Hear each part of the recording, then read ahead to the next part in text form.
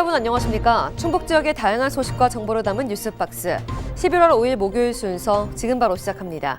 먼저 간추린 뉴스 첫 번째 소식입니다. 충북도교육청이 보유 중인 폐교의 노후화로 폐교를 임대하고 받은 대부료와 대부분을 폐교 관리에 쏟아붓는 것으로 나타났습니다.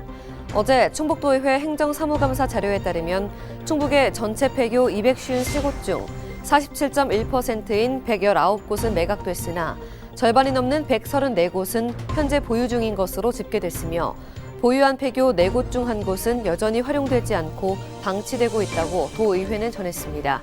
이에 도교육청은 향후 4년간 폐교 중 19곳을 국가 또는 지자체 등에 처분해 교육 재정을 확보할 계획이라고 전했습니다. 네, 이어지는 소식입니다. 거액의 해외여행 경비를 가로챈 60대 남성에게 실형이 선고됐습니다. A씨는 지난해 3월 30일부터 10월 31일까지 총 25차례에 걸쳐 인터넷 커뮤니티로 알게 된 피해자들에게 남미 여행 경비 명목으로 1억 7천여만 원을 받아 가로챈 혐의로 재판에 넘겨졌으며 청주지법은 사기 혐의로 구속 기소된 A씨에게 징역 2년 6개월을 선고하고 배상 신청인 13명에 대한 배상금 7,992만 원 지급도 명령했다고 어제 밝혔습니다.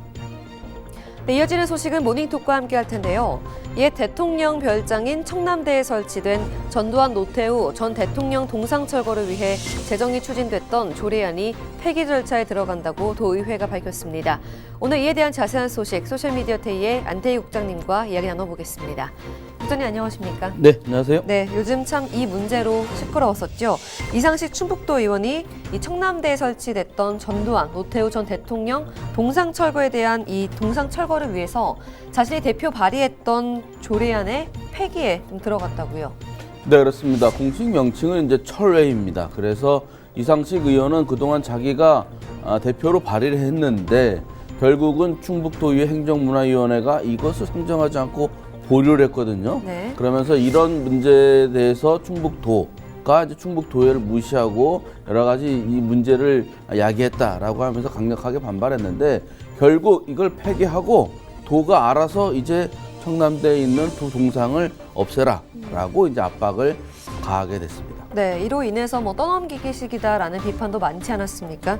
이처럼 전노 전 대통령 동상 철거에 무게가 더 실리면서 사실상 조례안이 사라질 위기에 처했는데요. 이 폐기를 위해서 발의 때 참여한 의원 모두의 서명이 필요하다고 하던데 가능한 부분인지요?